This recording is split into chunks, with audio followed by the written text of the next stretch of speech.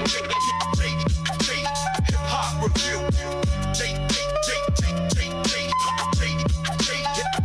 review.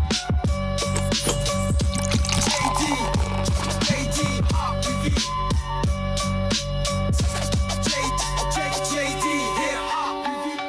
All right, guys, welcome back to another episode of Two Beers with a Band. I'm your host, Chris Schramm, and today I'm going to be speaking with John Duggan from the world famous JD Hip Hop Review.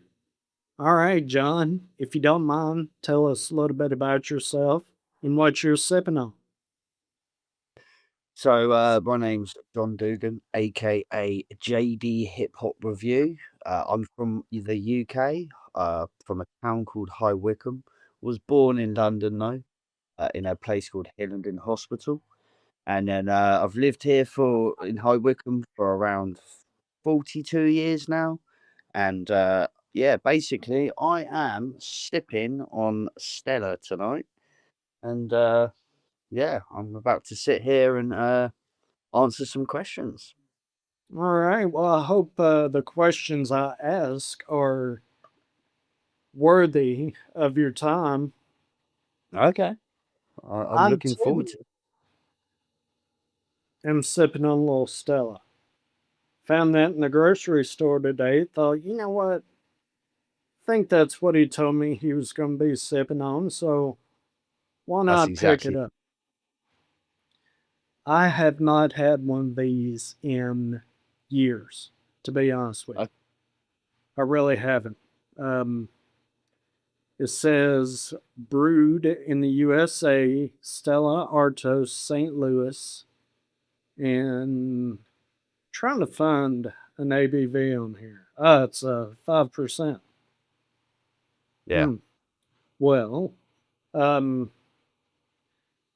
I guess I'll take a sniff and we'll get going. Yeah. And that's a clean beer. Oh yeah, definitely. It That used to be a lot. really that really has it. It's not really sweet, but it kind of has a very light sweetness on the malt. But I'm not really getting much else out of it. And I mean, looking at the beer, I don't think my camera shows it very well, but it is a very clear, really pretty gold. Really pretty beer. All right, I'm gonna take a taste. Cheers. Cheers.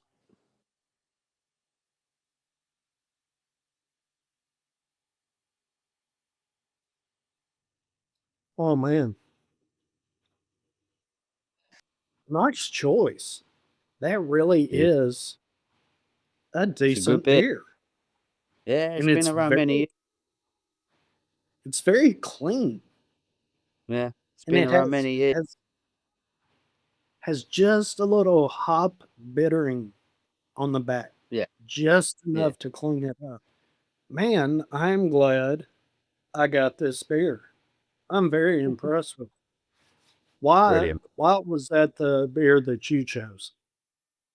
That's the beer that I have been drinking for many years. It's just a very popular beer in the UK. Everyone knows about Stella, so yeah, that's just one of them beers. It's in like every shop, and it's just like you're gonna get a beer, you get Stella. Okay. Well, what made you start reviewing hip hop specifically? Uh, so I grew up listening to hip hop in the 90s and like with my friends Eddie Bates and Ollie Bates. And so like this is the early 90s. I'm talking like 93, 94. And I just had a passion for hip hop.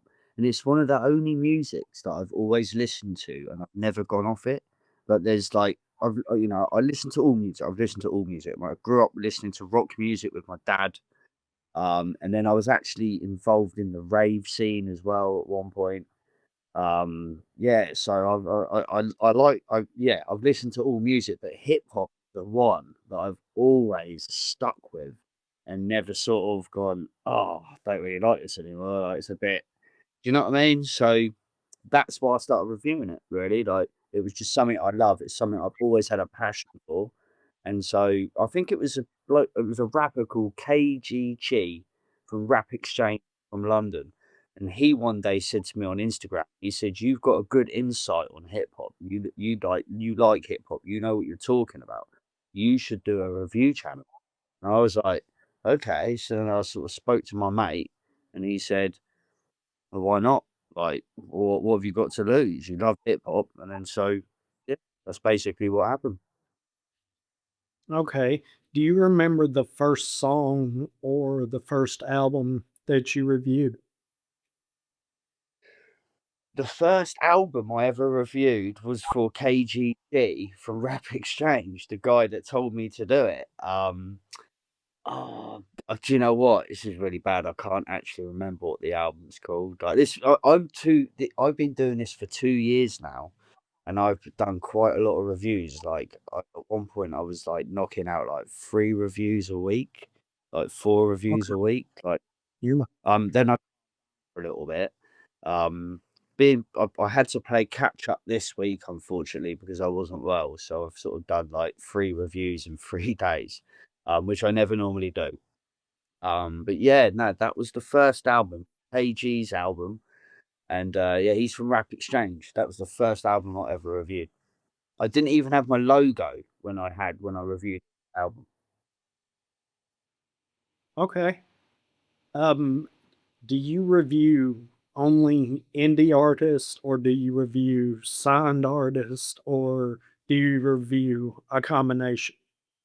Right, well, I mean, I review underground artists. That's my main one. But I mean, I've reviewed Arrested Development. Their producer contacted me, and I actually reviewed their tune called "Pack It Out." I've reviewed like you know, yeah, it's mainly underground, but I have had some pretty big names come to me, and I have worked with some pretty big names, which is a blessing. Coming from the '90s, like doing a review for Arrested Development, that was crazy, absolutely crazy. Okay, what is an underground artist in the UK? Because I'm thinking that that might be an indie artist here in Nashville, here in the US. Suppose it could be classed as the same. It's just someone who's like, there's there's a lot of people out there that are doing music off their own backs. You know, it's easier to do this now. Like, do you see what I mean? See, Yeah, I'm 40. I'm 44 next month, not next month, month after. And so growing up, like there wasn't many people making music back then that I knew of. Do you know what I mean? But now yeah. there's loads of people making music because it's easier to get hold of the equipment to make it. And then you've got Instagram, etc., to share it all on. So it's like it's a different era. Like I said, like yeah, definitely. Okay. Do you only review hip hop artists? Yes. Okay. Would rap and hip hop be similar or is it two completely different genres? Well, rapping is something you do, and hip hop is something you live. I like that. I like that. Like Okay. like graffiti, breakdancing, DJ. It's a whole different rapping is what you do. You rap. That's a yeah rhyme and poetry. That's what it stands for. Okay. You know what? I did not know that. I'm going to Okay. write that down. You every day. Yeah.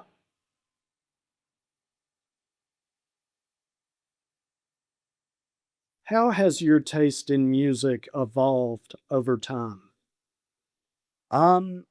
So I mean, I grew up on rock music. My dad was a keen music collector. So he collected everything from like Beatles, Rolling Stones, Leonard Skinner, loves the Eagles, classical music, jazz, funk, soul. Like, so I grew up on a lot of different things through my dad. And then I went off of doing my own thing, like got into like Nirvana when I was really young. I think I was about 10 or 11 years old.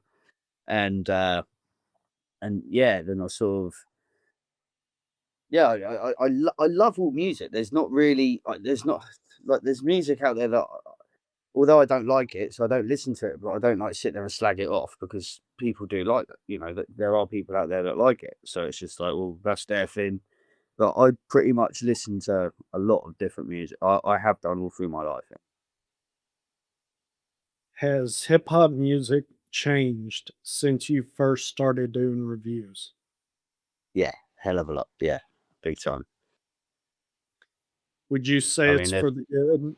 Would you it, say it, go ahead. the 90s was completely different to the 2000s, and then the 2010s were completely different. And it's always evolving, it's always changing, and it's always going to do that. But you're still going to have original stuff in the background.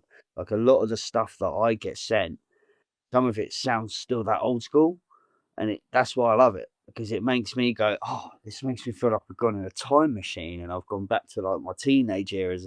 Like I know I did a review for the Wu-Tang Syndicate a few weeks ago, and the album when I heard it straight away, it had that old style sort of Wu sort of sound to it, and I was just like, oh wow, like this is like 1993 again, Wu-Tang Clan. You know, it was crazy. Yeah, I love it. That's what I love. Do you have an influence as far as a critic? Someone who critiques music that you kind of follow their style or the way they do things? No.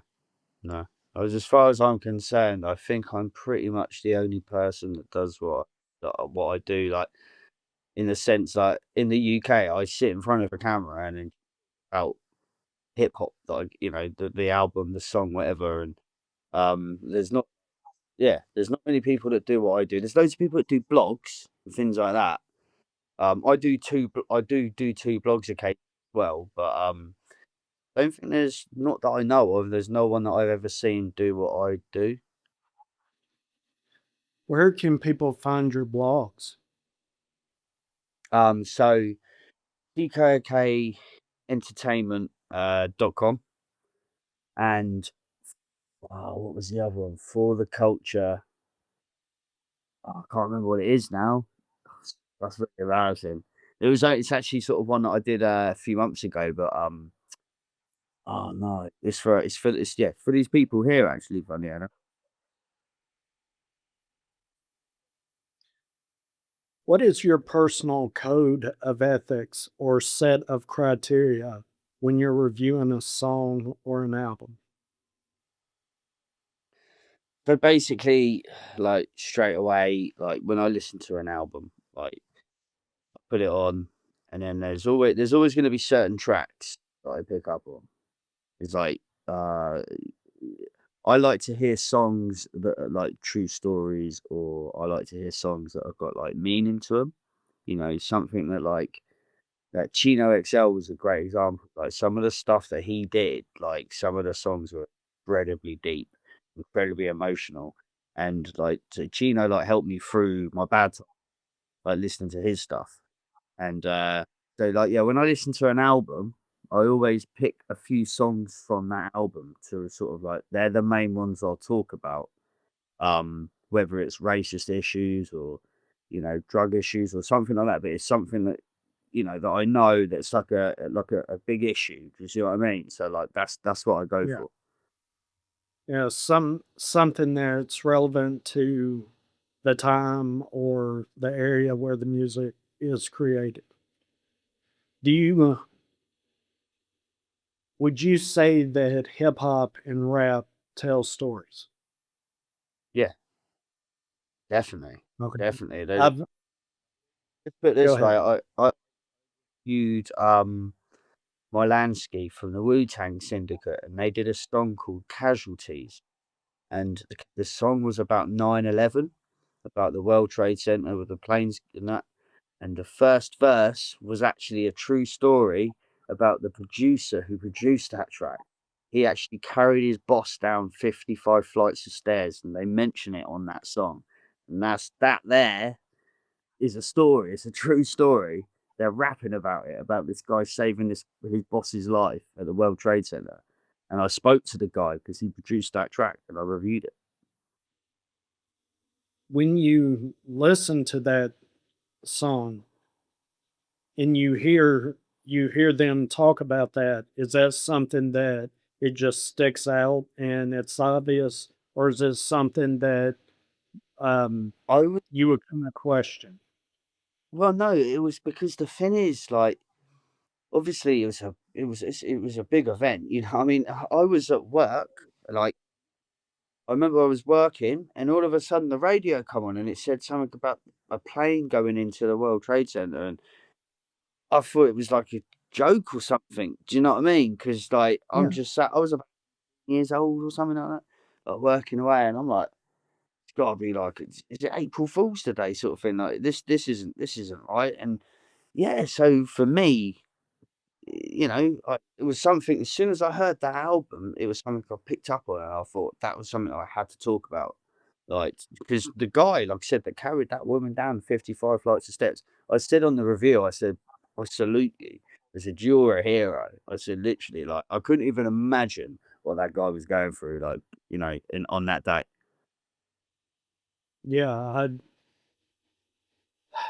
it's still even today it's still hard to talk about, and the closer it gets to the anniversary every year, it's it's not getting any easier for anybody in the US that lived through it. There are so many people now that are around that are too young to remember it. But like you, I was actually painting a house that a buddy of mine owned and he was fixing to rent. And I had the radio playing, and obviously there were no TVs or anything in the house. And like you, it just came over the radio, and I stopped and I said, "That no, that can't be right. That no, that something is wrong here." And I thought, well, you know what, whatever. And I went back to painting, and they just completely broke away from normal programming and went to a Yeah. news station. And the news station, of course, and I was just like, this, I was in shock, just like everyone else. And um, I had family at the time that worked for the federal government, not there, but worked for the federal government. And I called and said, look, I don't know what's going on. Something's not right.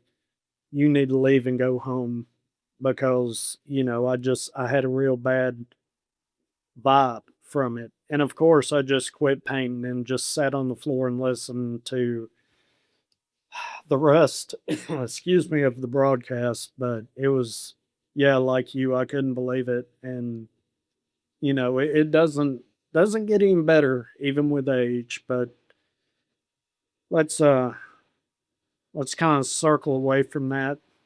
Um, what makes a hip hop reviewer relevant in 2026? Do you know what?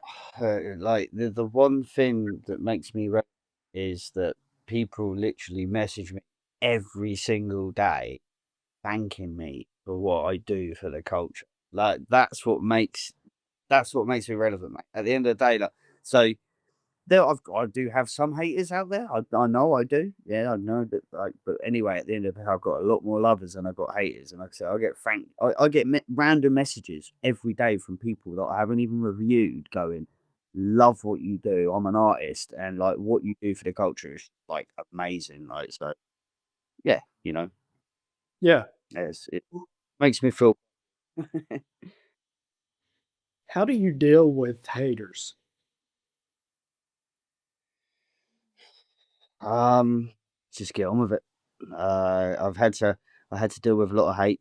I was in a very I come out of a relationship, was alienated from my son for 3 years. I was accused of a hell of a lot of horrible things. I was arrested over false allegations, and I had to just get on with my life. And move forward, and like not like, there's no point of concentrating on the hate. Yeah, you got to be positive. That's what that's the only way you'll get through life. If you just concentrate on hating and worrying about haters, then you don't get nowhere. You just got to carry on being positive, carry on being you, and that's how you get through. All right. Is there a specific subgenre of hip hop that you feel you understand better than anyone else? Um, no, not really. I mean, obviously, like I said, I'm a '90s hip hop, so boom bap, love the boom bap. Can't go wrong with that. But no, I mean, I love it all really. Like, wasn't too keen on the mumble rap. I don't think a lot of people were that were old school, hip hop heads. But yeah, there's so much of it around. There's so many sort of little different baby genres of it now of hip hop that you kind of just, I might not necessarily like them, but I'm not going to sit there and like slag them off because someone else likes them. So just let them enjoy it, and I just enjoy my own music, sort of thing. Is there something you believe about hip hop that most people would disagree with you on?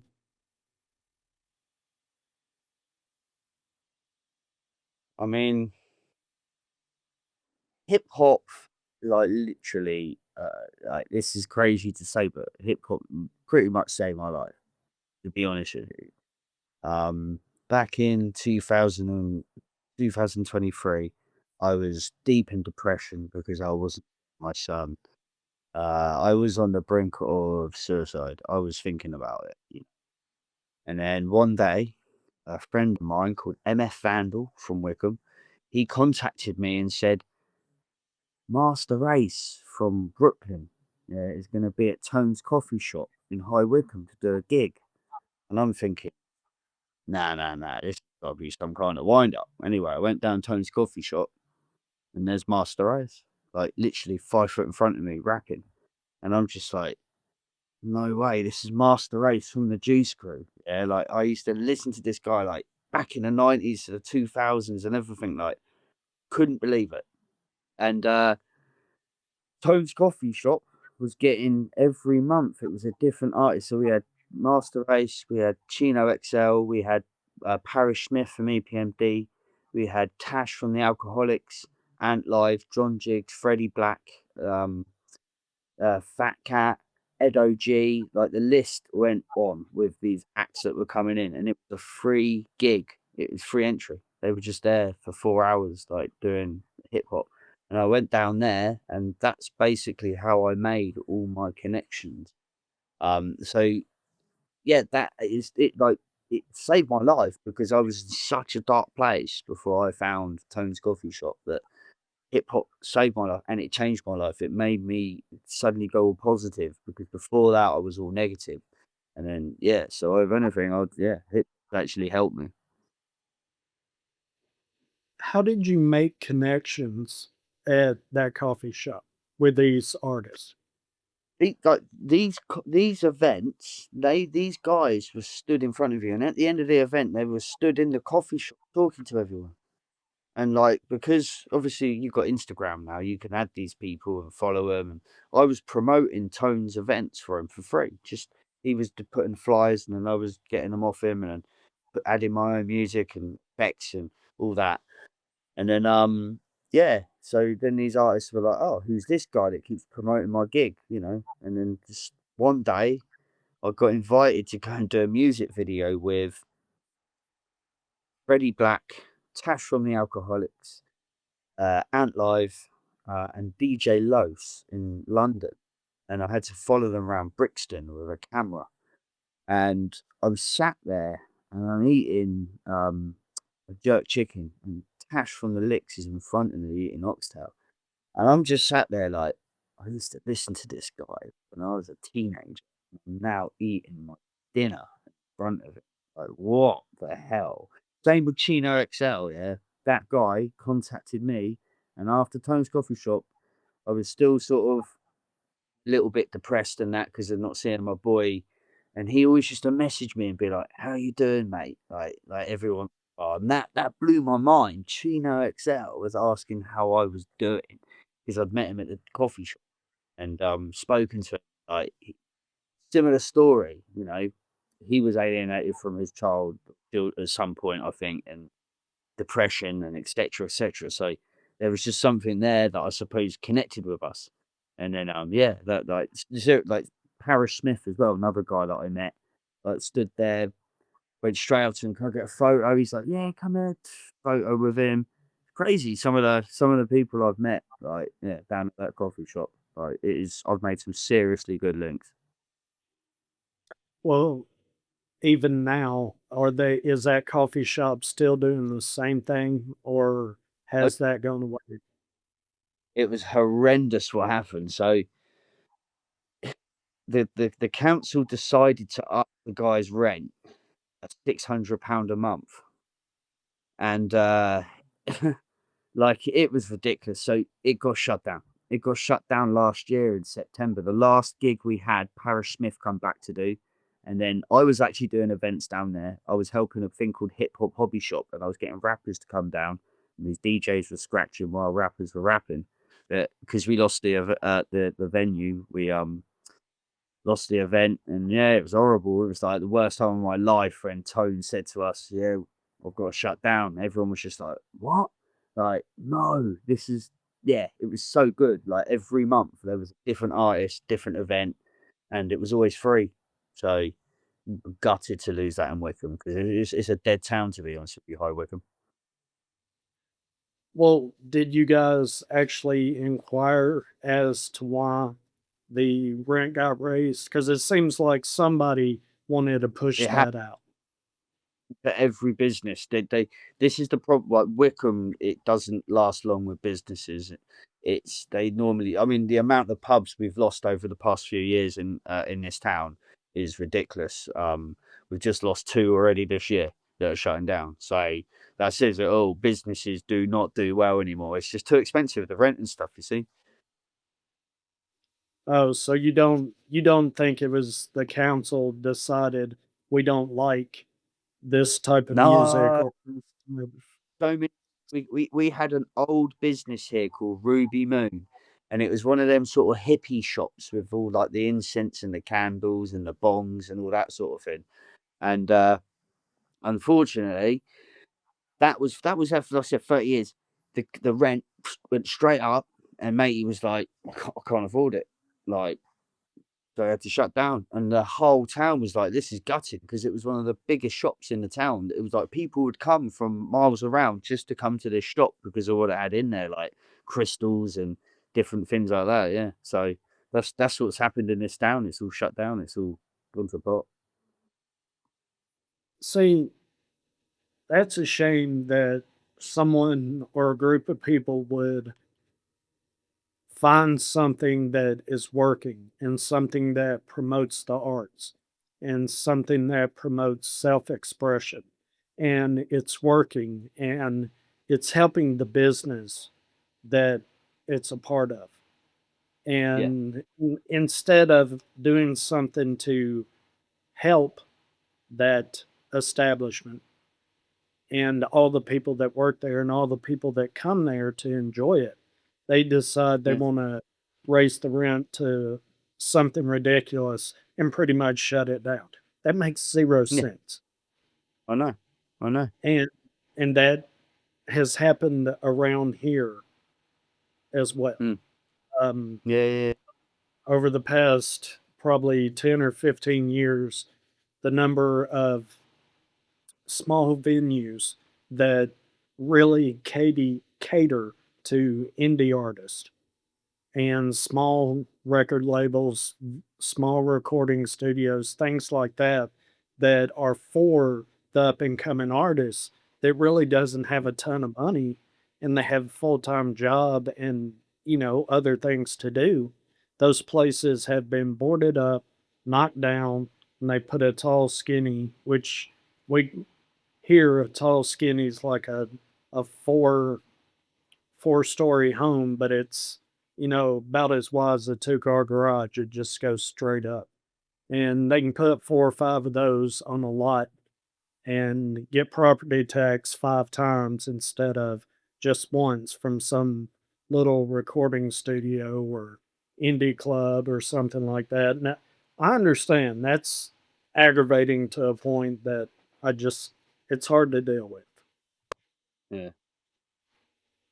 What is the difference between a good hip hop song and a great hip hop song? I don't know really. It's all about like what you get from it, I suppose. Like what you feel. I mean, where I've been through quite a lot in life, sometimes I hear a song and because they might mention something in there, and to me, it will make it the greatest song because it would just give it that more worth. You know what I mean? Like, it just makes it more meaning to it. Like, so yeah, it's difficult, really. You know, just to me, this is the other thing. There's so many good hip hop songs out there. There's so many good underground artists out there. I get sent a hell of a lot of good hip hop music. I mean, every week. I mean, like near enough every day I wake up and I look in my emails and there'll be something in my emails. And it could be from anywhere. From UK, it could be from America. I got one the other day. I don't even know how the bloke got my email. I've never spoke to him before. He's from America. He's called Dark Side Brain. And he's done a song called One Bar, Two Bar. And he sent it to me. And the sample used in it is Where the Hood's At with DMX. And literally, straight away, the sample, I'm like, oh my God, that's DMX's sample, yeah?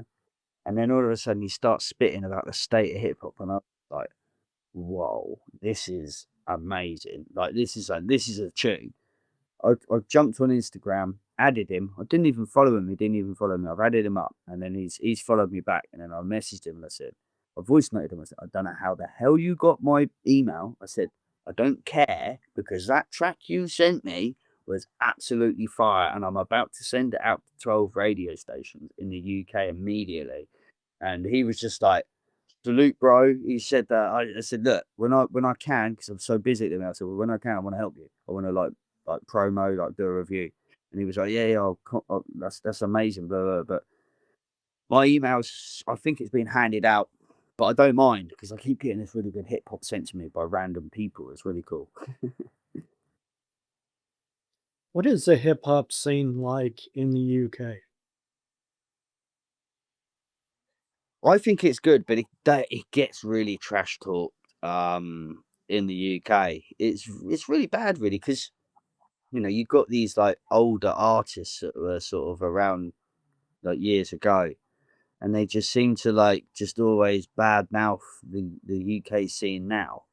And I've heard some really good stuff, so I don't really see the problem with the scene now. But I mean, yeah, I mean, I think it's good. I think it's a good little scene. The underground scene's booming. There's loads of little gigs going on all the time in London, and there's some really good acts. I mean, I've just actually today, there's a tune that's just dropped with MDV. I did his introduction, just introducing the tune.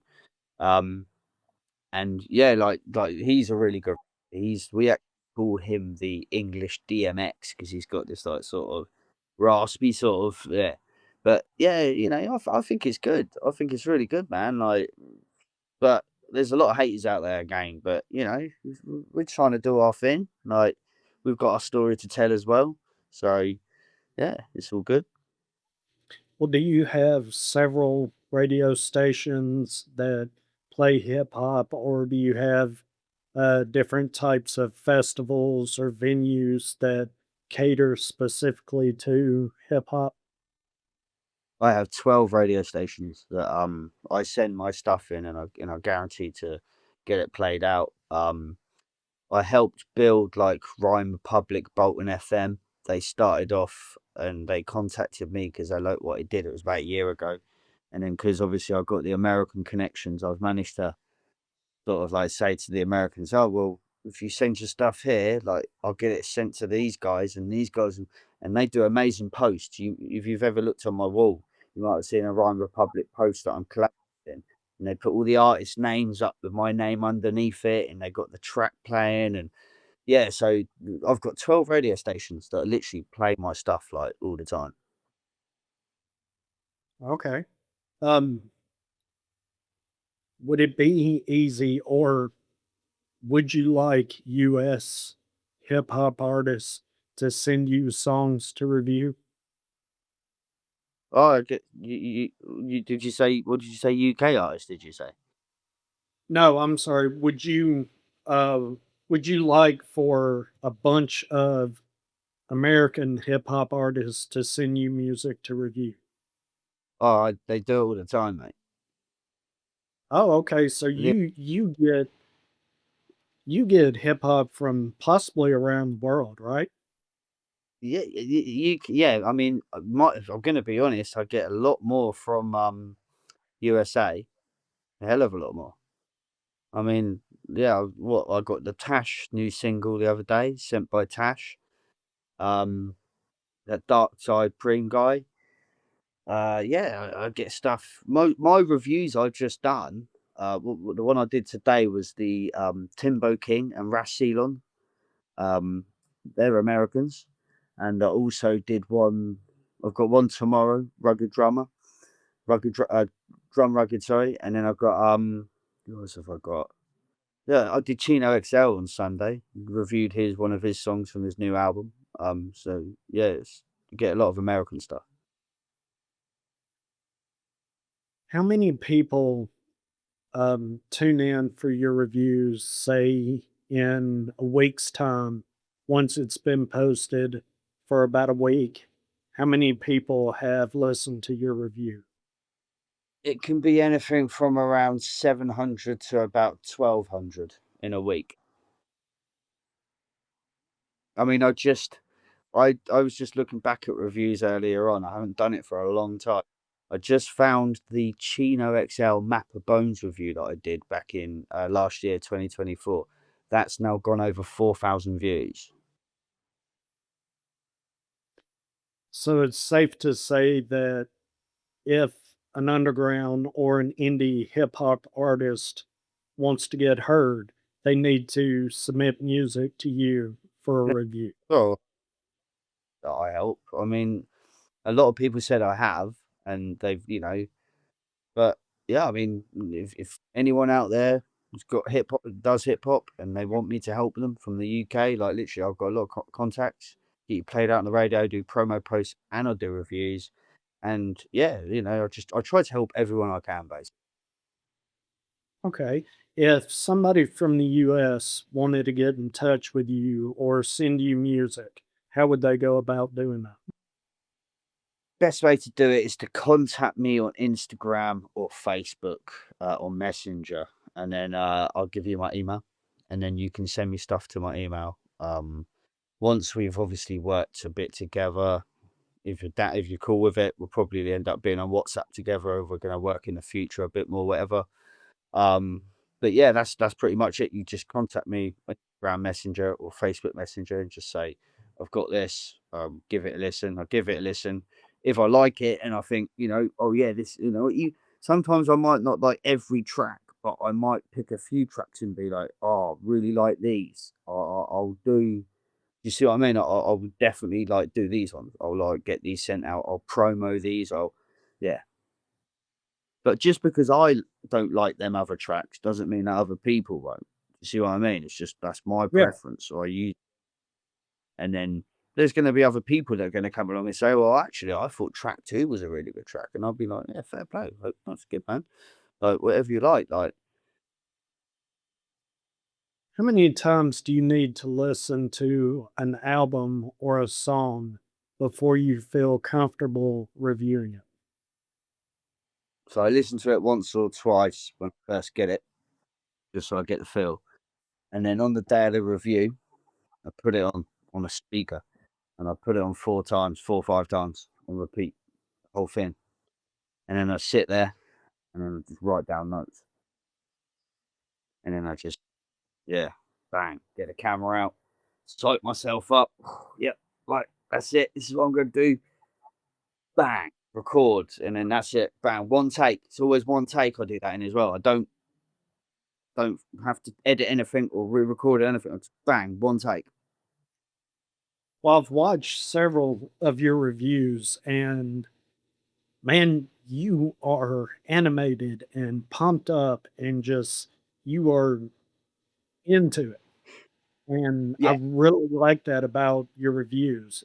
You're thank you. so energetic, and it seems like you really want to promote that artist, and you want to Yeah, promote cool. that song, and you want to promote as much as you can in that little time space that you have. You, It you've right. seems like You you it's a do as ten much. minute it's a Go ten ahead. minute roll. So unfortunately, we live in a time where there's the short attention span. Oh yeah, People yeah. can't long. So I've got to try and keep my reviews around 10 minutes or under. It's the best way. Because if it goes on for 20 minutes, half hour, people turn off after 10 minutes. They're like watching for 10 minutes and they go, "Oh, what else is on?" Yeah. Right. Keep it 10 minutes, you should watch pretty much all of it because it's not that long. You know, if it's shorter, they'll watch the whole thing. So I try and I tell the artist as well, this is going to be around 10 minutes. It might be 11 minutes, but I always try and keep it like short because I was actually Ant Live was one of the guys, Detroit rapper, now lives in Texas. He actually said to me, you need to keep stuff shorter. Like even your promo, because at one point my promo videos were like 40 minutes, 40 seconds long. And then I was like, and then like one day Ant was like, "You've got to cut that in half. You've got to cut that in half." I said, "You said we I love what you do, but he said it's too long." He said it's way too long, and I was just like, "Okay." And then I just suddenly was just like, "Right, I've got to listen to Ant." I mean, that guy was like pretty much brought up by Chuck D from Public Enemy, so I can't let this guy down. So right, bang, and then I made a promo video for him and I sent it to him, and he was like, "Bro, that is so much better." Like, so yeah, that was like a scare. So you've done a 30-minute song review in the past, or the Oh, 40 I've done minutes in the past. you. And yeah, it just yeah, no, I've done a promo my promo videos used to be around 40 seconds long, which is Yeah. like I don't know why I was getting excited. I was very good at the editing and putting the effects in and stuff like that, and I think I was just getting too like, oh, I need to put this effect in and just got to and then but like I said, Ant was like, keep it short, just keep it 20 seconds max, and then and he was right. As soon as I did that, yeah, views went from like 500 to like 1,000 in a day, and I was like, whoa, like that's pretty crazy. Like definitely changed it. So about 10 minutes is the sweet spot for anybody that's wanting to do a song review. Yeah. No, album review. I can do an album review in 10 minutes. A full album. Yep. Okay. I did All it right. and it was I'm under 10 sorry. minutes. What do you look for first when reviewing a song? Do you look for lyrics, production, delivery, or originality? It's kind of like for me, I mean, it's probably gonna be the lyrics and the production on a song, you know. I mean, obviously you're gonna get sometimes you get the really good songs, don't you? Like the songs that just pump.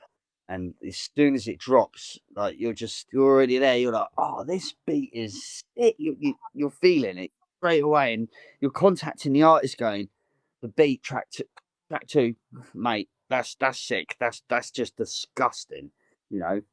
And then yeah, then sometimes you come across these songs like I did Trade Dot the other day, and the album was incredible because the first song was about his dad becoming sick, and the last song was about his dad passing away in front of him. So you know, when you get something like that, I had to message that guy and be like, bro, like this is probably the most deepest album like I've heard. Like it was incredible. Like this guy's poured his heart out to say about how his dad become sick and he had to take over looking after him and his mum. And then all of a sudden, like, then he's got these different stages through the album of like what he's gone through, what he's doing, like going to hip hop. And all of a sudden, the last song was his dad died, and the whole song was about being at his hospital side and this and that. There was, yeah, that was an incredible, like that's what hit me. That's what got me. I was like, this guy's made an incredible album because he's told us his story, personal story. This is from the heart. This is like, we all go through it. We all lose our parents at one point. But this guy's told us. He's put it on put it on vinyl, put it on CD, and it's going to be there forever.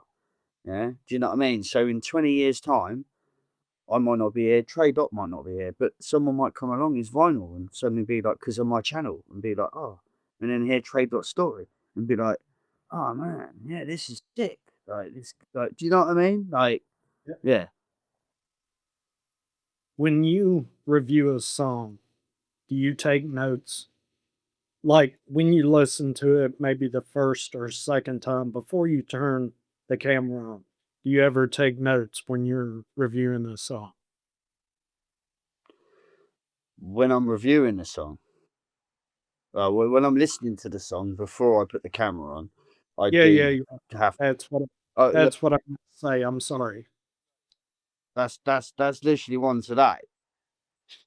So yeah, of course I do. I have to, like, I'm 44 years old. Yeah, I had a bit of a wild life when I was younger. So yeah, I write things down and then just read over it, and then just etch into my head. Read over it, and yeah, and then just bang, like, do my thing. Do you I think do that Go ahead. sorry. Oh, sometimes I do if I have a lot of like important information that I need to put up. I might put the notes up in front of me with a camera. Like if it's something that I don't want to forget, or it's something like, yeah, then I might put it in front of me. But yeah, most of the time my reviews are just from there. We just go with the flow. I write down the most relevant information and remember that, and then just go with it. When reviewing a song, how do you balance technical skill versus emotional impact? Oh, that's a tricky question. I don't know. Just oh, I don't know. I don't know if I can really answer that. I just, like I said, with me, it's difficult. Like different songs affect me differently. Like the song I did the other day for Chino XL. When I first heard that song, it's called Bluebird, and it's him and about his depression. And I actually spoke to his friend. Literally, he commented on my wall today, and he said he was there when Chino recorded that, and Chino was in a real dark place. And when I heard that song, see, it reminded me that I was once in a real dark place. I'm not now, yeah. But that's the music I connect with because I feel it the most. Because I felt pain. I felt when Chino says, he doesn't want to be he doesn't want to be himself anymore. Yeah, that's what he's saying in the track. It's like I felt like that once. I literally, like I said, I want to lay down on a train track once. That's what I was thinking. Do you know what I mean? At one point. And so when I heard that Bluebird, it was very hard to listen to. I got very emotional first few times listened to it. And then I've actually contacted Chino's cousin, Sunil, and I said, bro, I said that track, I said the best thing about that track is it reminds me where I used to be. But I'm not there no more. Thank God, Thank you to Chino XL for, even putting that song out because you forget that you were there once.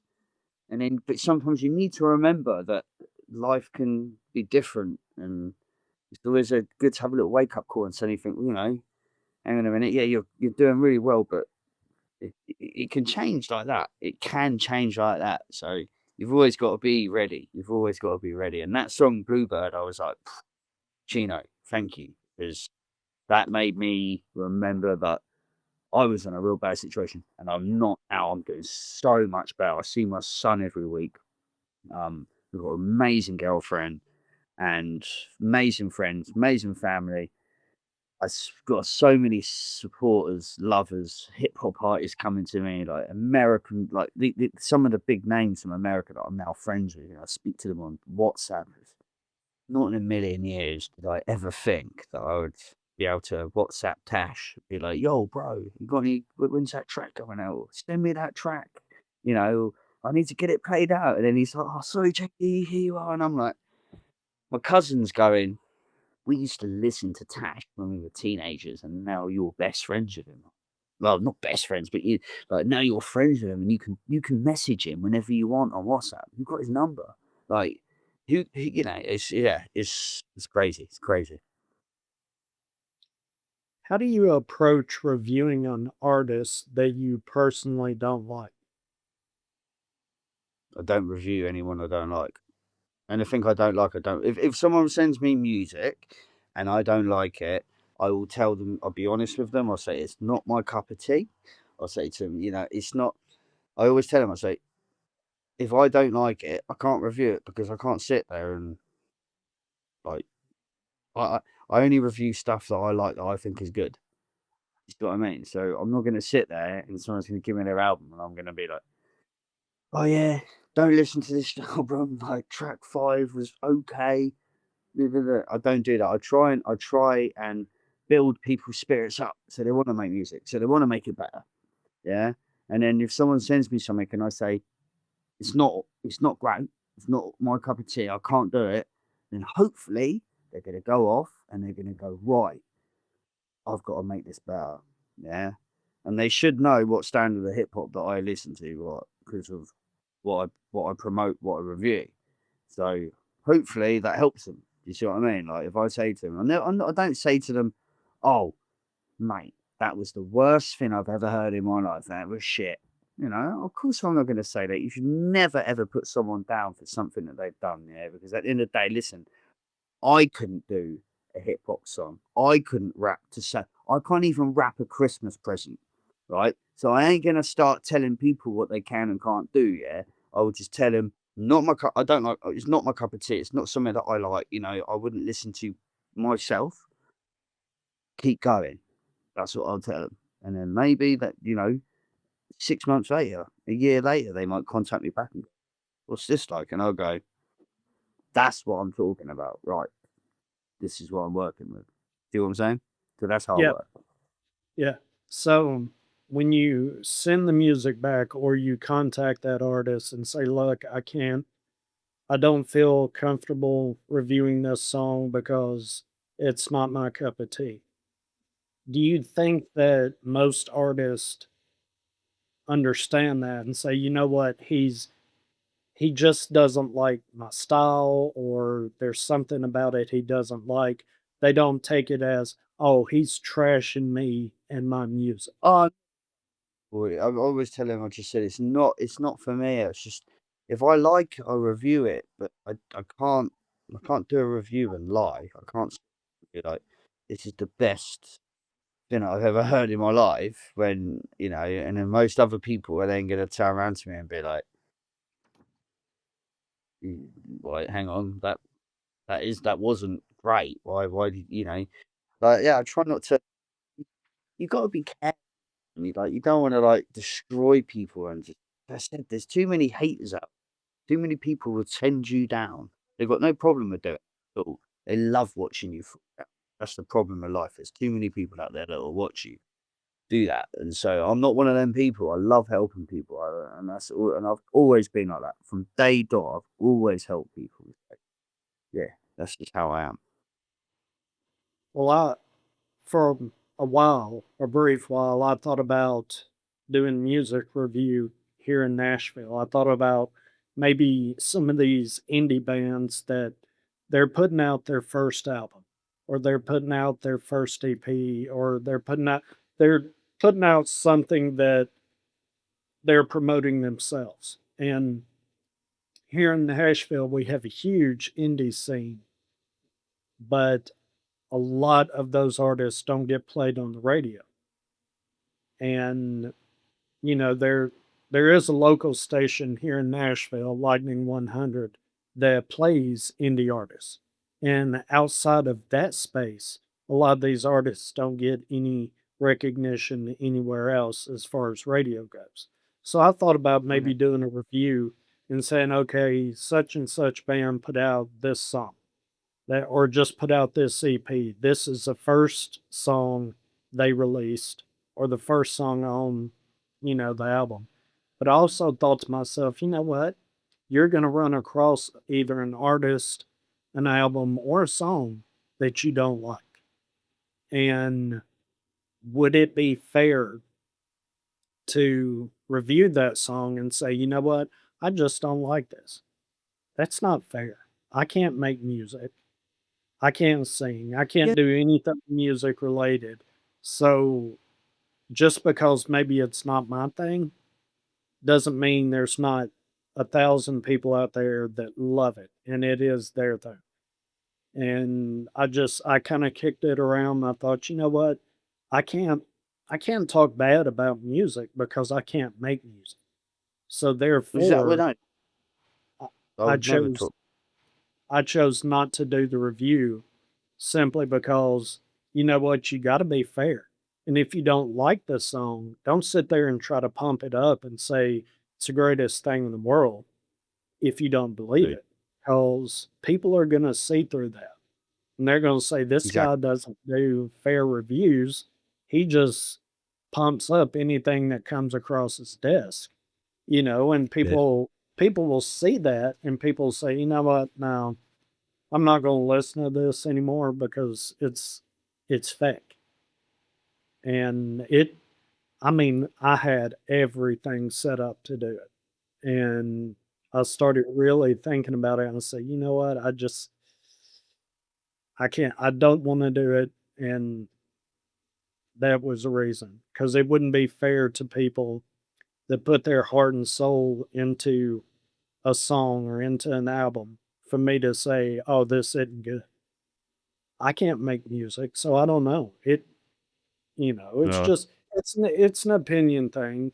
So I understand what you're saying about not reviewing material you don't like because it's not Yeah. fair to the artist. No, of course not. Have you ever changed your opinion about an album or a song after you review it? No, never. Can't say I have. No. How has TikTok and other social media changed the way you review music?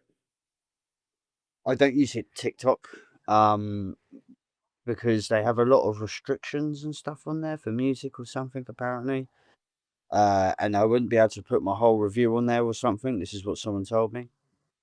So I only use YouTube, Facebook, and Instagram because Instagram and Facebook are connected. So when I put my review onto Instagram or upload it on there, then it automatically puts it onto Facebook. And then YouTube, I have to do that separately, but I do that like immediately straight after. So it goes into 3 different platforms every time. Do you think we're in an album era or a singles era when it comes to music?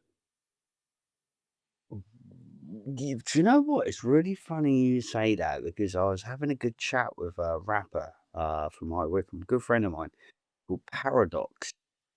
And he's actually dropping an album hopefully this year. And he sort of said to me, because he's, I think it's his first album.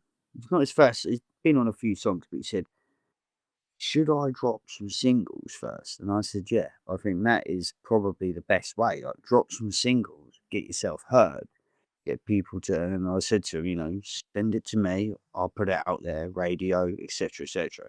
So I think it's always better to drop a few singles for like Ant Live does it. He'll drop about 2 singles, 3 singles sometimes before the album. Well, it's yeah, that's what I think. It's definitely singles are better, but so many albums out. Bandcamp's crazy. Right, that's where I normally get sent to. My one of my highlights recently was tank over from the USA. And every once in a while, he'll drop an album and he'll suddenly just message me and go, "Oh, here's the code for Bandcamp. It's a free album." And I'll just be like, "Cheers, mate." I love it.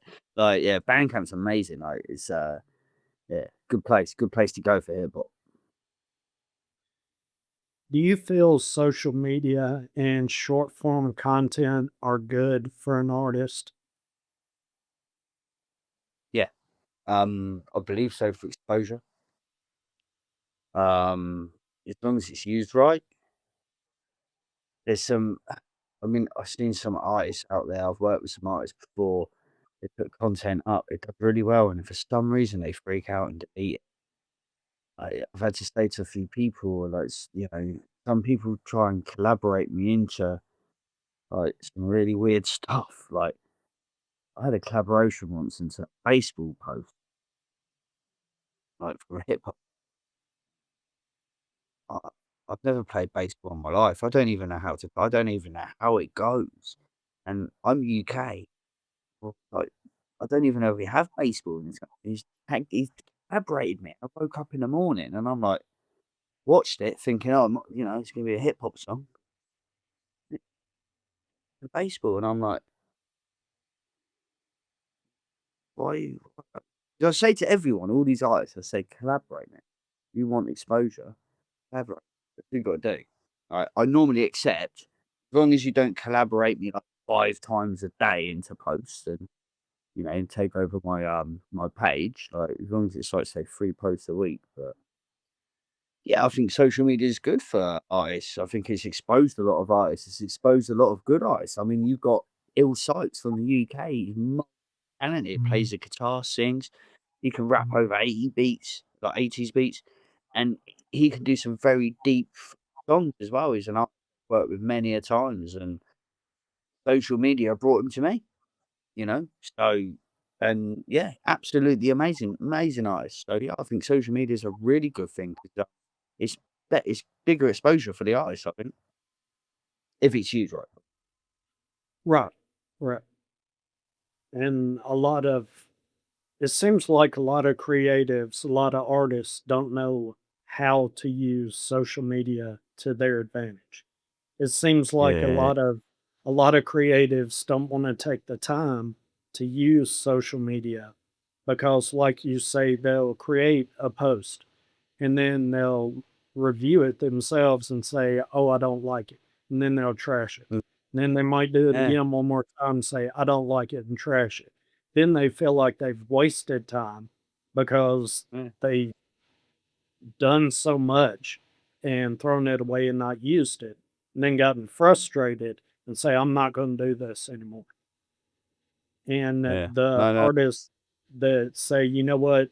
Bam, here it is. There's a one time take, one time recording, boom, it's out there." It seems to show a different side of that artist. Even if there are mistakes in there, it shows, you know what, they're confident in what they do.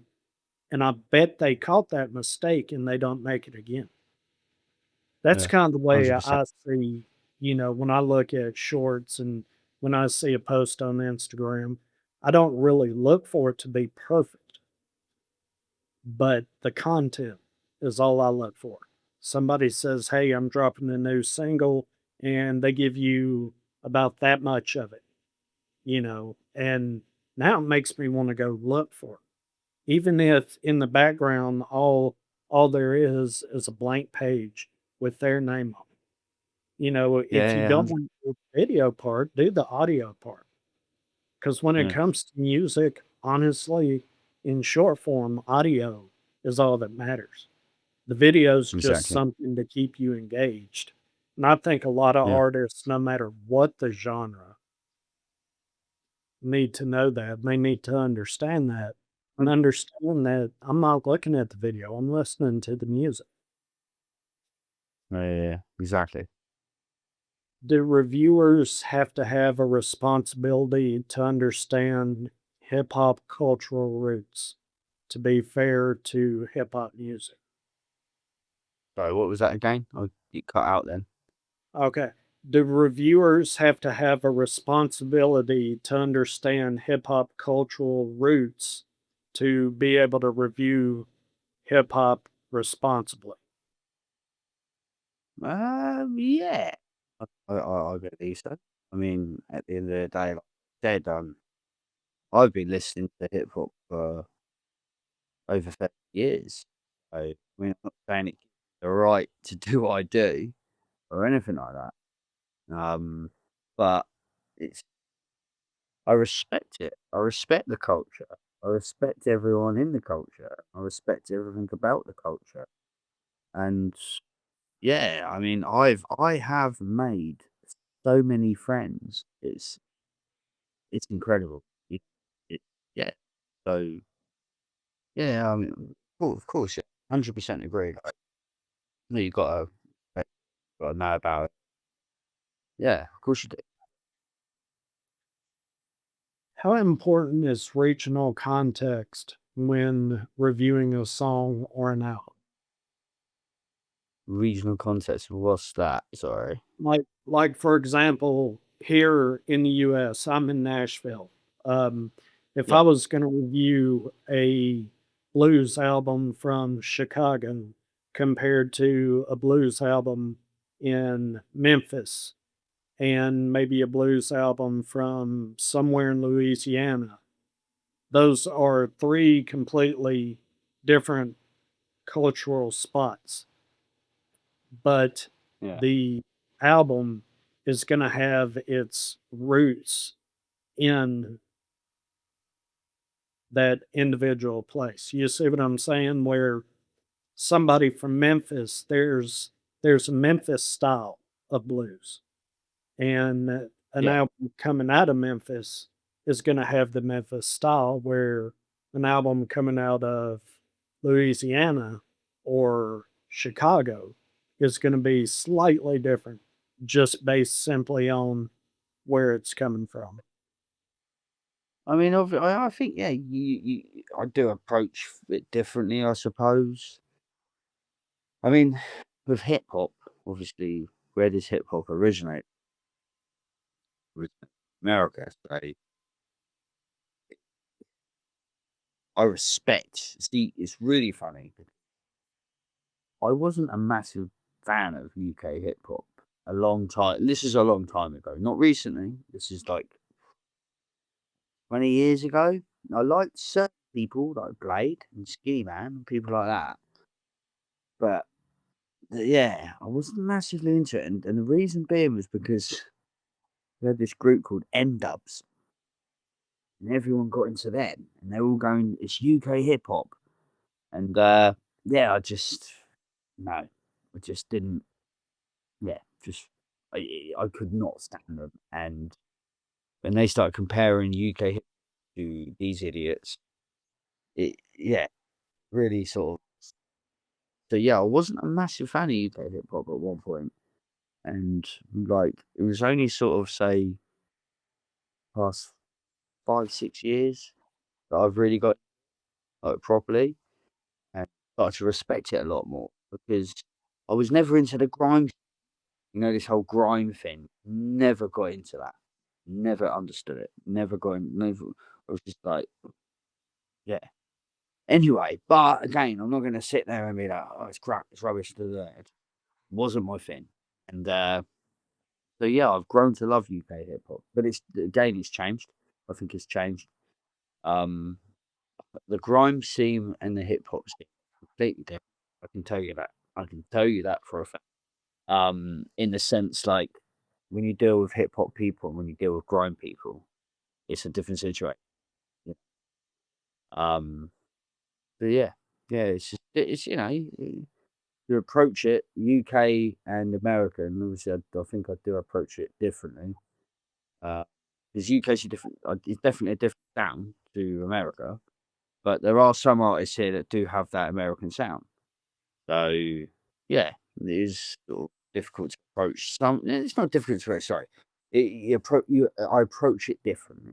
I have to like I said, for me, obviously, I love getting stuff. Grew up on it, So I can't help it. If someone like Tash sends me a brand new music video, I'm not gonna be like, "Oh." I'm gonna be like, you know. But I still act like that, even though I know. Do you know what I mean? I'm still like number one fan. Like, get all excited when my phone goes, and I'm like, oh my god, like, yeah, it's weird, but um, yeah, you do approach it differently. It's all different. It's all different. Like across the pond from here, like the hip hop is different. So you got to approach it different. So you said people send you music videos. Do you do Why do they send you music videos? Do they want your opinion on the video, or do they want you to kind of review the This video the same way you would review a song? this is the craziest thing ever. Like, say what so on the 27th of February this month, Hash is dropping a song called Shoe Fits. Yeah, and 2 weeks ago he sent it to me on WhatsApp, the music video. No one's seen it yet. No one in the UK. I swear, I'm pretty sure no one else is seeing this in the UK yet. I suddenly get a message. Yo, JD, check this out and tell me what you think. That this straight away. Cash, this is disgusting. Like, mate, this is mental. Like, what the hell? Um, and then he said to me, it got the JD hip hop approval. That's what he texted me back. That's what he wanted. And I'm just like, this guy sold millions of records, like in the 90s, whatever. Like, all of a sudden, he's messaging me, telling me, tell me what you think, JD. I remember when he dropped Attention is a Drug in 2024, and he messaged me 5 in the morning with the song. And he said, JD, play this as loud as you can. I said, Tash, it's 5 in the morning in the UK. I said, I ain't playing this till a bit later. He went, oh, sorry, JD. And he sent it to me, and this is how crazy it is. He sent that to me before he even had the clearances from David Bowie's team, because he sampled some of David Bowie on that track. And he was like, because I said to him, can I play this? Can I play it? And he was like, you can't play this anywhere. I can't send this out anywhere. This is for you and for me.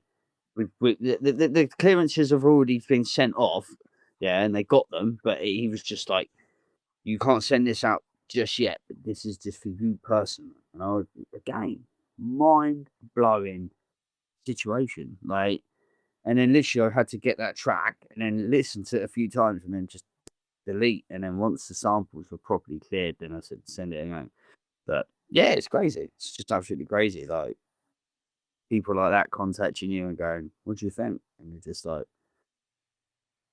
right, I'm just a guy from the UK that's just started this. In March, this here is 2 years old in March. So I've only been doing this 2 years. How long do you think you're going to be doing hip hop reviews? It's as long as I can, and I don't know. As long as I'd love to do it forever. I love it. I love what I do. I really do. And you know, like I said, it changed my life. Yeah, it got me motivated. It gets me pumped.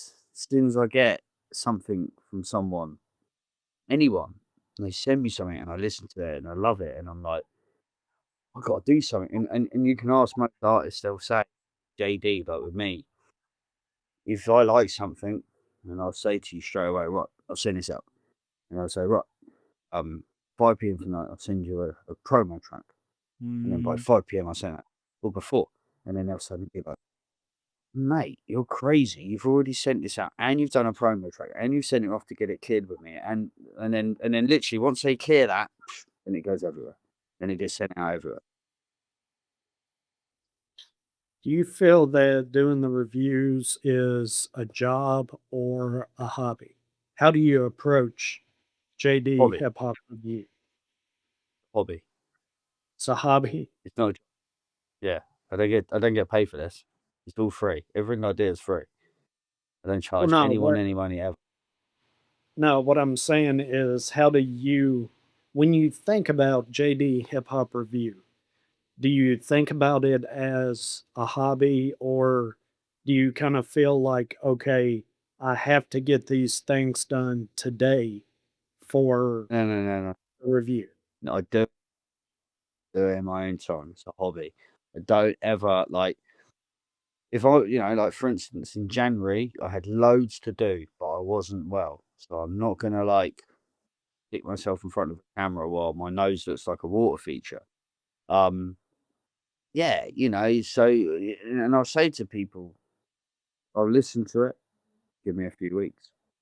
I'm not like, yeah, I'd never, yeah, it's a hobby. It's not something that I go, oh, right, I've got to do this because, like, I've got my girlfriend, and I've got my son, and I've got other things to do. So it's something that I make, right, every week, I make 2 days available to do what I do. And then I do little things through the week, like promo posts take 5 minutes, 10 minutes to make a promo post. Doesn't take long. Yeah.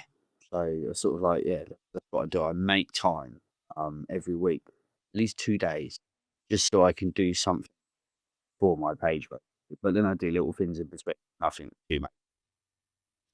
How many hours a week do you feel um, you spend on JD Hip Hop Review? So I mean, just a review on its own can take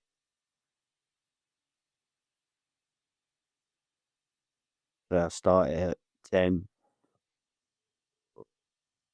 6 hours a review with all the video editing, listening to the album, script, video editing, upload. So, one review, you spend 6 hours worth of your At least, yeah. time on one review. Yeah, sometimes, mate, it depends. Like, if something goes wrong with the upload or while you're video editing, or it can take longer. It all depends on something was happening. I can't remember what it was. It was in January. I did a review, and I was doing the remove the background, so I had my background in. For some reason, it kept going all the way up to 86% and then going back down to 0. And did this for hours, mate. And I'm just sat there going, God. Because this artist, I've said to this artist, yeah, I've done it. Yeah, I'm doing it all now. Yeah, it's done. And then I message him going, bro, can't remove my back. It just keeps like freaking out. And then, yeah, so yeah, sometimes it can take, I mean, on a good day, I could smash a review out 5 hours. I'd say something like that. But when that's on a good day. What skills do you think a good hip hop review person should have? You just got to have an ear for hip hop, and you just got to be able to just have that feeling, just uh, be able to feel the music, lyrics, have an ear for it, really. Quite easy. Like if you hear something and you be like, yeah, like a lot of people are gonna like.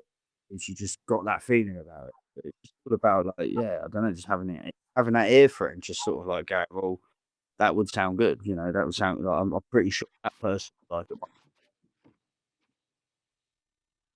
Well, I know you spoke earlier of you were in a bad place at one time and you said hip hop saved your life. Do you think that mental health is approached the way it should be in the hip hop scene or just the music scene in general in the UK? Ah, that's a tough question. There's a lot of rappers that do talk about it. I know, one from High Wycombe called Citizen Kane. He's, I've met him a couple of times, don't know him too well, but he talks a lot about mental health and things like that. Just mental health is a touchy subject. I mean, yeah, it's something like, especially with men. Men don't necessarily want to go and get their mental health looked at. They look at it as a sign of weakness. But I mean, when I wasn't well, I got therapy. Um, I went on meds, they didn't work, and yeah, I just did therapy, and then yeah, that's basically what I did. Well, the reason I ask is because I ask everyone, well, I try to ask everyone that I talk to about that because it seems like in music, there are a lot of creatives that struggle with something when it comes to mental health. Um, Maybe it's something that is really upfront that they deal with, or it's something they deal with privately that no one knows about.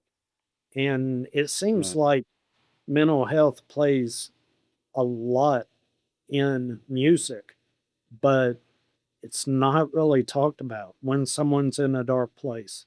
Instead of them Mm. reaching out, they might make 3 or 4 songs or 5 songs that are a little dark, and that's Yeah. them trying to reach out and trying to say, "Hey, something's wrong." But instead of the consumer like me seeing that, I just look at it from a commercial value, saying, "Oh, this artist, you know, needs to put out a feel good song, but they need to put out a sad song at the same time to Yeah. kind of balance, everything Yeah. Yeah. out."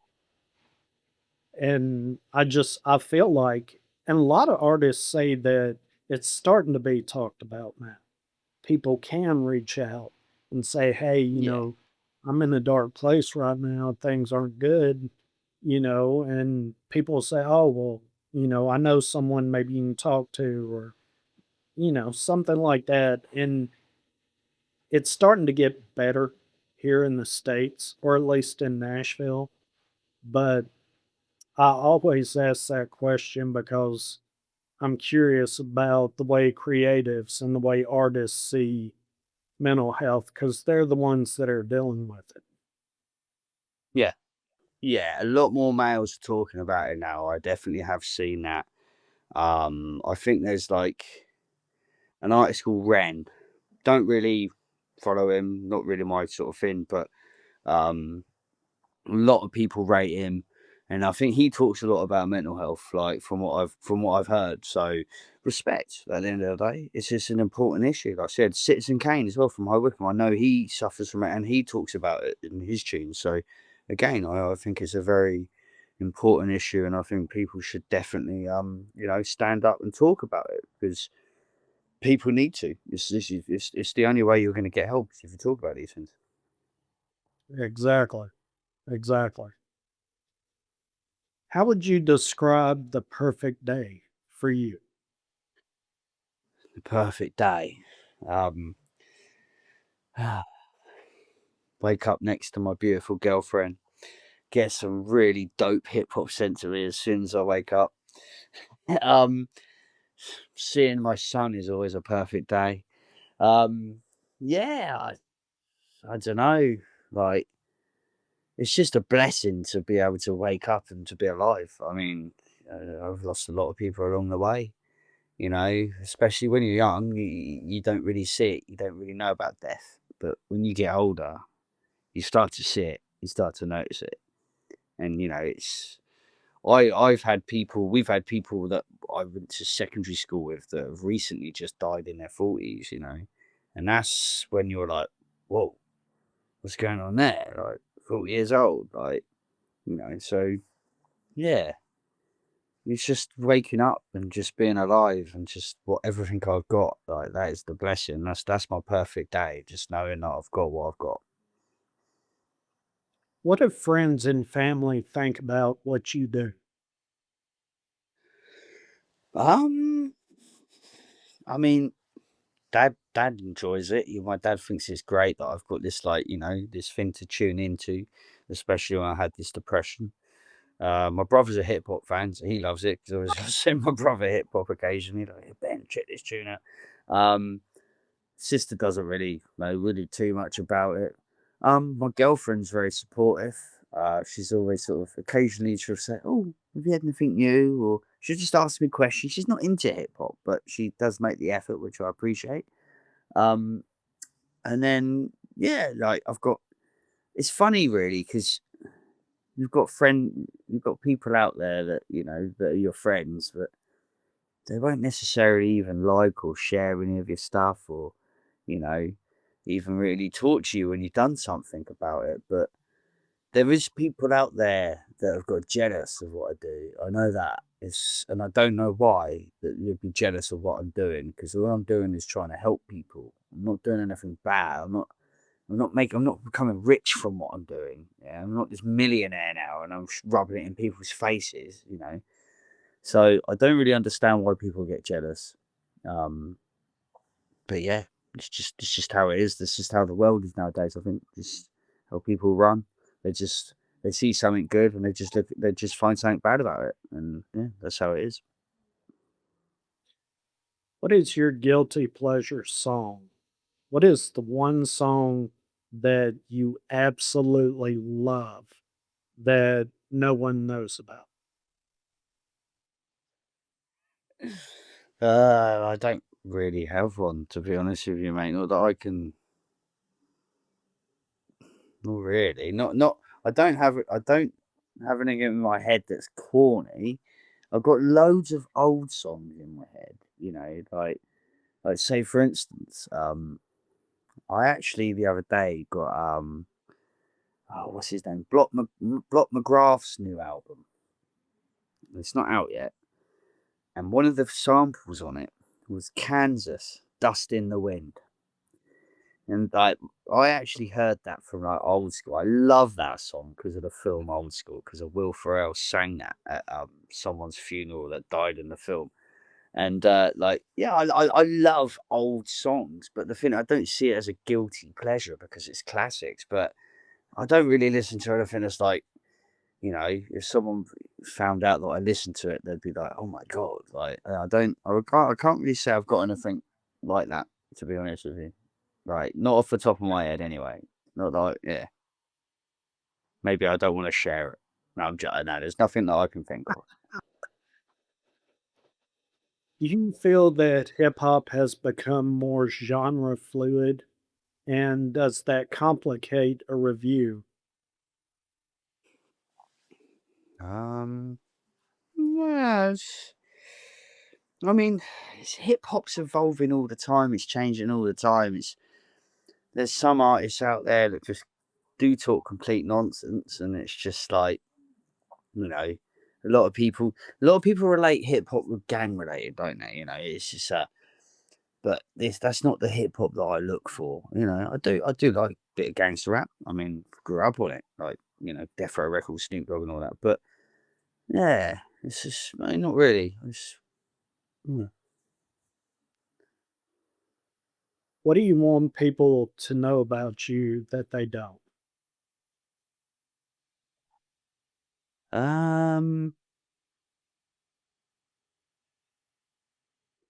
I mean, I've been through a lot. I've, like I said, I wasn't. I used to be a raver. I took a lot of drugs, did a lot of alcohol. But I will say this: stupidness, all that stuff. It's all stupidness. Um, and it's not a proud moment to say, that I did a lot of drugs and I tried a lot of stuff, but it's something that I did do, and it's something that I am open about, and I will tell people the truth. But obviously, I've changed my ways a hell of a lot. I had to be able to see my son. Um, I mean, my son was put into care. It's not what everyone would know about this, but my son was put into care, not taken from me, but taken from my mother, and I have to visit him in a foster home every week. But I'm one of the first people in the UK to actually do this while your child is in foster care. Most people only see their child every 6 weeks. I don't. I see my son every week, even though he's in a foster home. So not a lot of people will know that. What does the future look like for JD Hip Hop Review? It's grown all the time. I started off on 300 followers 2 years ago. I'm now on over 2,000. I've I've got some of the biggest people, like I said earlier on, sending me stuff, like hyping me up, commenting on my stuff. So it can only get bigger. It can only get better. And I get told every single day, every other day, you're doing a wicked job. You're doing a wicked job for the culture. So, yeah, I mean, as far as I'm concerned, I want it to get bigger. I want it to get better. I want to help more people. I want it to. I'd love it to be. I would love to be able to make some money off it one day, but I don't want to make money off the artists because they're the ones that are paying out for all this. Some of these artists, underground ones, they've got to pay to get the album produced, features, mixed and mastered, etc., etc. So I wouldn't want to take money from the artists. I want to give the artists money, but it would be great if one day, JD Hip Hop Review was seeing a few pound signs. I'm not gonna lie, but it's not something that I'm like, I want to make money out of it. So yeah, I mean, I hope that it continues to grow and go up and up and up. Where can people find out more about you as far as all your YouTube. social media? And I know you spoke about it earlier, but where can artists submit music to you for your review? Right. So my email address, I would tell, right. So they'd have to send to my email address, which is John Duggan 1 at AOL.com. That is my email address. So you send it to me, but I need the single or the album. I need the artwork, and I need a bit of information about who you are. Like I said, I've had people send me just a song, artist name, producer name, and I don't even have an Instagram link or anything like that. So it's not easy to find someone unless I've got that information. I had someone send me something, like I said, and then I contacted them, and they were like, "Oh, thanks for looking for me. Like, that's dedication." And I said, "Well, bro, the song was fire. I had to." But yeah, that's how you get hold of me. But the best way to do it really is to contact me first and say, "Hi, my name is da da da da da. This is what I do," and then maybe send me a song just so I can listen. Send me your best song, and I'll say, "Okay, yeah, this is all right. I like this. I can work with this," and then go from there. All right. Well, we're up against the clock for this episode, but always like to end my interview with the same question. What are two questions you wished I would have asked in this interview that I didn't? And what are the answers to those questions? Um, to be honest with you, mate, I mean, I didn't have a clue what you were going to ask me. I mean, I knew that obviously you'd probably like looked at my channel to find out who I was, but I don't really have anything that I would have said.